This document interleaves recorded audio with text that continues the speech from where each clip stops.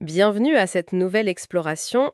Aujourd'hui, on plonge, on s'immerge vraiment dans l'univers du vaudou haïtien pour rencontrer une figure, ah oui, absolument captivante, maîtresse Erzulie Freda Dahomey. Hmm. Une présence qui évoque bon, l'amour, la beauté, le raffinement, mais qui porte aussi en elle une complexité émotionnelle assez fascinante. Oui, tout à fait. Une figure de lumière, mais aussi pleine de nuances. Et notre discussion, elle va s'appuyer sur un guide spirituel qui lui est consacré. D'accord. Une source qui présente le vaudou, pas sous un jour sombre, tu vois, plutôt comme un chemin de connexion, d'équilibre. Une sagesse du cœur, en fait. L'objectif de notre analyse aujourd'hui, c'est donc de mieux cerner qui est Erzulie Freda, comprendre son rôle qui est central, la nature profonde de la dévotion qui l'entoure, Mhm. et par là, éclairer certains aspects de cette tradition spirituelle. Ce qui frappe tout de suite quand même, c'est ce lien qu'elle représente entre l'Afrique, le royaume du Dahomey, et Haïti. Oui, un lien fort, tissé à travers l'histoire, la mémoire. Et puis une capacité d'adaptation spirituelle assez incroyable. Alors on y va. Plongeons ensemble. Qui est donc cette maîtresse de l'amour, cette figure d'élégance et de sensibilité? Pour commencer, Oui, ces racines, il faut aller les chercher au royaume du Dahomey. C'est l'actuel Bénin. d'accord, le Bénin. C'est une connexion essentielle. Son énergie spirituelle, on pourrait dire son haché, a voyagé avec les peuples africains déportés. Et puis elle s'est reconfigurée, adaptée à la terre d'Haïti. Et on la rapproche souvent d'Oshun, c'est ça, la divinité Yoruba. Exactement, Oshun, qui est associé à l'eau douce, à la sensualité, à la beauté aussi. Il y a des parallèles clairs. Ce qui est très révélateur, je trouve, c'est ce nom Dahomey qui lui est attaché. Ça l'ancre vraiment dans cet héritage africain, cette source puissante. Oui, explicitement. Mais en Haïti, cette énergie, elle a pris une forme particulière. Elle est devenue, comme le dit bien notre source, une sorte de miroir pour le peuple haïtien. Un miroir, hein. Oui, et particulièrement pour les femmes. Imagine, incarner la beauté, l'amour, la dignité, dans un contexte historique terrible, marqué par la déshumanisation, c'était un acte de résistance, Ah oui, une résistance spirituelle profonde. c'est une perspective, oui. C'est puissant. C'est loin d'une image un peu éthérée, quoi. Elle porte une histoire de résilience. Tout à fait. Et ça renvoie à l'héritage d'Arméen dont parle le guide. Cet équilibre assez délicat entre la grâce et une certaine forme de pouvoir intérieur. Hmm, La beauté, dans cette vision-là, c'est jamais juste l'apparence, tu vois. C'est sacré, c'est une manifestation de l'harmonie divine, une noblesse de l'âme. d'accord. Et Erzulie Freda Dahoméen, elle incarne magnifiquement ça. La continuité et la réinvention d'une spiritualité ancestrale face à des défis énormes. Parlons de ces symboles. Ils sont très forts, très évocateurs, essentiels pour la comprendre, j'imagine. On parle de couleurs, le rose, le blanc, parfois l'or. Oui, Des teintes qui suggèrent la pureté, l'affection, une certaine noblesse spirituelle peut-être. c'est ça. Et puis il y a ce symbole incroyable, le cœur, souvent percé d'un poignard. Ah oui, l'image est saisissante. Cette dualité de l'amour. Ce cœur, il est vraiment central. On le retrouve d'ailleurs au centre de son VV. Le VV. Oui, le dessin rituel. C'est complexe, on y reviendra peut-être, mais les symboles, ça ne s'arrête pas là. Il y a les parfums délicats, les fleurs aussi, comme les roses, les lys. Qui symbolise la beauté, mais aussi son côté éphémère, précieux. Exactement. Et puis, les bijoux, les belles étoffes, ça parle d'élégance, d'une forme d'abondance. Une abondance qui est aussi spirituelle d'ailleurs. Le guide mentionne aussi le miroir et l'éventail. Le miroir serait pour la connaissance de soi, le reflet de sa propre divinité. C'est tout à fait ça. Le miroir, c'est une invitation claire à l'introspection, à reconnaître sa propre valeur, une valeur sacrée. Et l'éventail, Pour apaiser, bénir, pour apaiser les émotions, pour répandre les bénédictions. Chaque objet, en fait, vibre d'une signification particulière. Ce cœur percé, par exemple, il nous rappelle que l'amour le plus profond, il n'est pas sans douleur, mais qu'il y a une force immense dans cette vulnérabilité quand elle est assumée. Et l'élégance dont on parlait, ça dépasse le vêtement, c'est une attitude, une grâce intérieure qui se cultive. Et puis, il y a ce phénomène, oui, fascinant du syncrétisme avec le catholicisme. On associe souvent Erzulifreda à la Vierge Marie, c'est ça exact? Très souvent, oui. Surtout sous la figure de Notre-Dame des Douleurs, la Mater Dolorosa, La Mater Dolorosa. parfois aussi Sainte Rose de Lima. Mais l'image de la Mater Dolorosa, cette mère au cœur transpercé par la souffrance, mais pleine de compassion, ça résonne directement avec la nature d'Erzuli. C'est incroyable comme ça fusionne. Oui, si on prend un peu de recul, cette fusion est remarquable. Ça montre la vitalité d'une tradition qui absorbe, qui réinterprète. Du coup, Erzuli Freda devient une figure double en quelque sorte. C'est-à-dire? Elle est à la fois Loa, un esprit majeur, une divinité du vaudou, et en même temps sainte dans l'imaginaire collectif. Ça lui donne une portée presque universelle. Elle exprime des vérités sur l'amour, la souffrance partagée, la compassion, qui dépassent les cultures. Vous avez mentionné le Vévet tout à l'heure. Ces dessins rituels, ils sont souvent magnifiques, mais ils ont l'air très codifiés aussi. Pour Erzuli Freda, ça fonctionne comment? Alors, le Vévet d'Erzuli Freda, c'est une œuvre d'art, éphémère et sacrée. On le trace au sol, avec de la farine de maïs, de la poudre de riz, d'autres poudres fines. C'est sa signature spirituelle en gros. Sa signature? Oui. Le cœur est central, bien sûr, entouré de volutes élégantes, de fleurs, parfois de croix. Mais c'est pas juste décoratif, hein. C'est une prière visuelle, un appel, un portail énergétique pour inviter sa présence pendant les cérémonies. D'accord. C'est puissant. Et il faut savoir aussi qu'on lui donne plein de noms mystiques, des titres qui montrent ses différentes facettes. Madame la Lune, la Belle Vénus, Maîtresse la Sirène. Chaque nom, c'est comme une porte qui ouvre sur un aspect de sa personnalité si riche, si complexe. Justement, parlons de cette personnalité, de sa nature émotionnelle. Le guide l'a décrit comme capable d'une joie immense, de désirs intenses, d'une tendresse infinie, Oui, mais aussi traversé par une mélancolie profonde. Ses larmes seraient même sacrées. c'est un aspect absolument central. Elle n'est pas lisse, quoi. Elle incarne toute la palette des émotions humaines, mais vécue avec une intensité divine. Ses larmes, on dit qu'elles sont versées pour ceux qui aiment trop. Hmm. Ceux qui donnent sans compter et qui se sentent incompris. C'est un symbole de compassion très profonde. Le message qui en ressort, c'est assez bouleversant, je trouve, que la beauté véritable, elle ne va pas sans une certaine douleur. Et que l'amour sincère, c'est à la fois une vulnérabilité et une force incroyable. C'est tout à fait ça. C'est peut-être pour ça que les offrandes qui lui sont faites sont si spécifiques, si raffinées. Le guide parle de champagne, de vin rosé doux, de desserts sucrés, gâteaux, miel, chocolat fin, du poisson aussi. Oui, Et bien sûr les parfums, les fleurs, les bijoux. Et son jour sacré, ce serait le jeudi. absolument. Les offrandes sont le reflet de sa nature. Elles expriment le raffinement, la douceur, la beauté. Mais attention, au-delà des objets eux-mêmes, l'approche pour interagir avec elles, ça demande avant tout du respect, de la sensibilité. D'accord. Notre source insiste beaucoup là-dessus. La sincérité du cœur est primordiale, bien plus que la perfection technique du rituel. Elle répond à l'intention pure, à l'émotion authentique. Vu sa nature délicate, j'imagine qu'il y a des précautions à prendre, des conseils dans le guide. Oui, et ses conseils sont très concrets. Ils en disent long sur son énergie. Par exemple, l'importance de la propreté, de l'harmonie dans l'espace qui lui est dédié. Un environnement calme, beau, c'est préférable. Mhm. On conseille aussi d'éviter de l'invoquer si on est soi-même en colère ou très agité. Et puis, tenir ses promesses envers elle, c'est crucial. Elle valorise l'intégrité, la constance. Ah, intéressant. Et un point important aussi, on recommande de ne pas mélanger son autel avec ceux d'esprit à l'énergie plus chaude, plus martiale, comme Ogu par exemple. Son espace à elle demande la paix, la douceur. Ça soulève une question importante sur le sens même de ces rituels, de ces offrandes. Ce n'est donc pas une sorte de transaction. On n'essaie pas de payer pour obtenir quelque chose. C'est une excellente question. Et le guide est très clair là-dessus. Non, absolument pas une transaction commerciale avec le divin.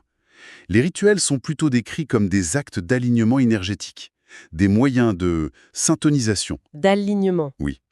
Préparer un bel autel, offrir un parfum qu'elle aime, choisir de belles fleurs, c'est une façon d'accorder sa propre vibration à la sienne.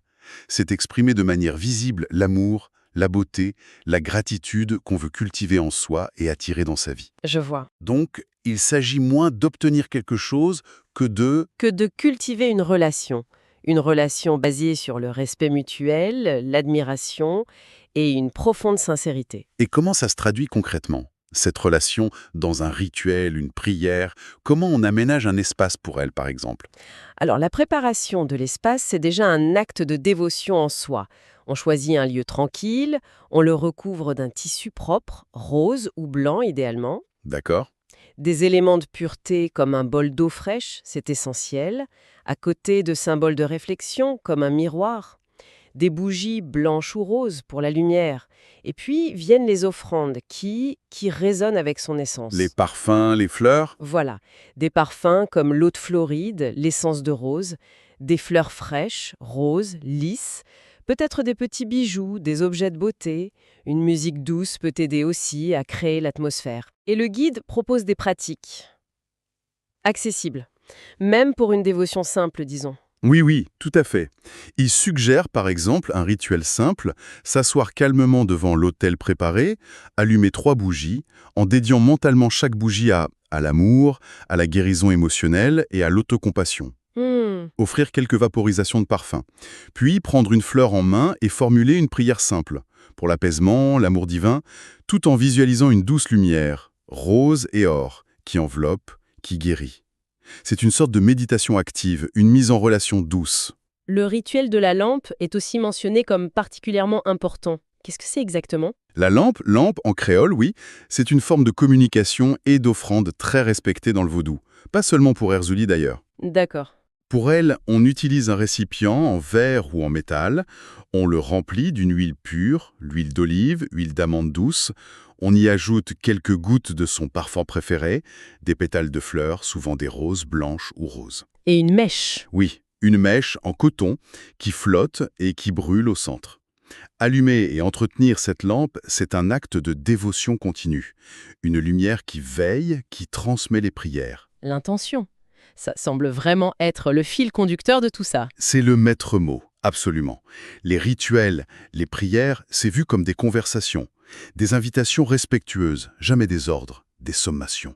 L'authenticité des mots, ou même du silence chargé d'émotions, c'est ça qui est essentiel. Hmm. Le guide souligne bien qu'Erzulie Freda écoute la vibration du cœur, le ton, l'émotion sincère, bien plus que la perfection grammaticale d'une prière apprise par cœur, tu vois. Oui, je vois. Un soupir qui vient du cœur, un merci murmuré avec gratitude, une larme de compassion sincère.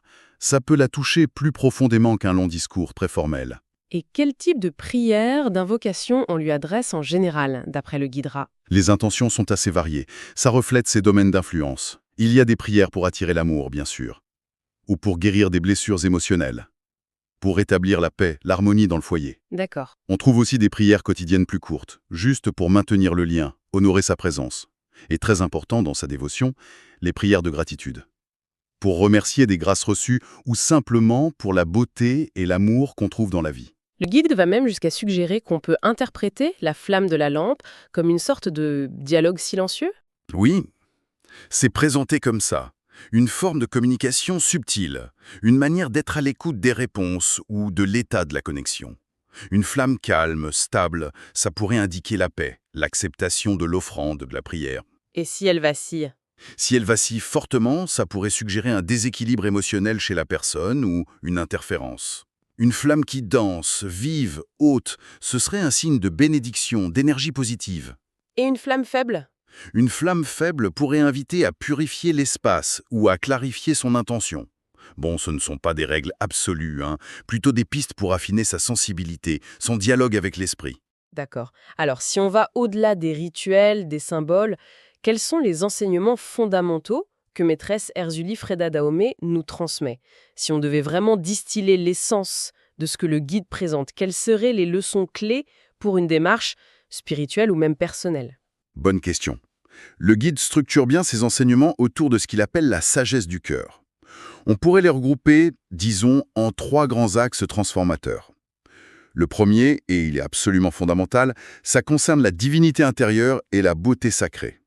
La divinité intérieure. Oui, c'est l'idée de reconnaître sa propre valeur divine intrinsèque. C'est le fondement de tout amour saint, y compris l'amour de soi. Ce n'est pas de l'orgueil, attention, c'est accepter l'étincelle sacrée en nous, créer. La beauté, l'élégance, ce n'est pas superficiel. C'est le reflet d'une harmonie intérieure, d'une âme qui essaie de manifester la grâce divine. Cultiver la gentillesse, le raffinement dans ses actes, ses paroles, c'est vivre cette beauté de l'intérieur. Reconnaître sa propre valeur pour mieux aimer, c'est puissant. Et ensuite, le deuxième axe, Le deuxième axe majeur, il tourne autour de la sagesse du cœur émotionnel. Erzuli, avec sa propre complexité, elle nous apprend à naviguer nos émotions avec grâce. Il ne s'agit ni de les réprimer, ni de se laisser submerger, tu vois? Oui, trouver l'équilibre. Voilà. Il faut les écouter, comme des messagers, apprendre à transformer la douleur en compassion, la mélancolie en profondeur. Ça implique de trouver cet équilibre, d'éviter les extrêmes, l'obsession, l'épuisement émotionnel.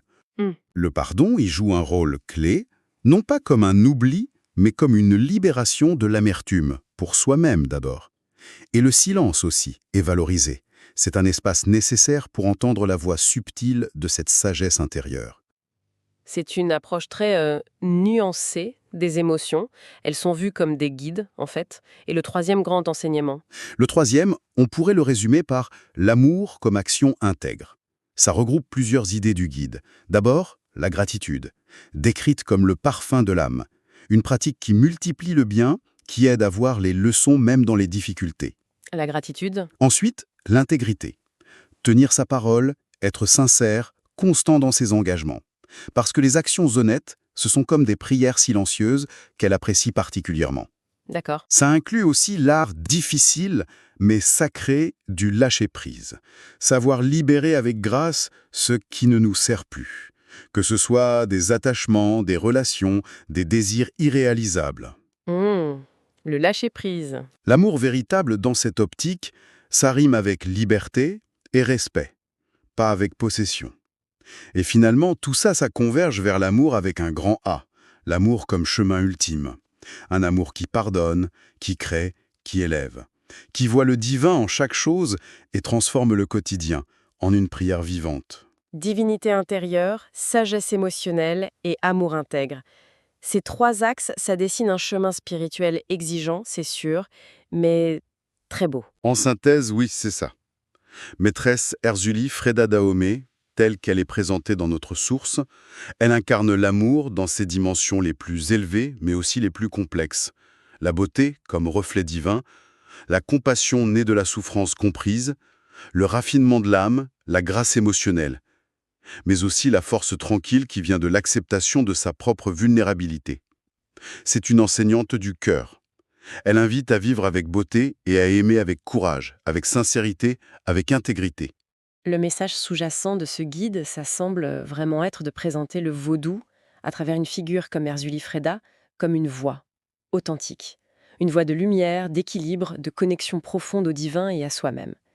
Elle nous rappelle cette présence d'une compassion divine qui cherche à élever, sans juger. C'est précisément l'intention, je pense, affichée par la source, inviter à regarder au-delà des clichés, des réductions, et à reconnaître la profondeur et la beauté de cette tradition spirituelle vivante. Pour terminer notre exploration, une réflexion qui m'est venue en lisant les dernières pages du guide. Sur Vivre le chemin d'Erzuli Freda, l'auteur insiste beaucoup sur l'idée que suivre cette voie, ça implique une transformation intérieure. Il parle de polir l'autel intérieur, de vivre sa vie comme un art, de faire de sa vie un VV, un dessin sacré et signifiant. Mm. Et ça amène à se poser une question peut-être, comment est-ce que l'adoption consciente de la beauté, de l'élégance, du cœur, de la compassion, non pas comme des ornements extérieurs, mais comme des disciplines intérieures, pratiquées au quotidien, comment est-ce que ça pourrait remodeler notre propre expérience du monde, notre regard sur nous-mêmes et nos relations aux autres? C'est une piste de réflexion, voilà, qu'on peut garder en soi bien après cette discussion.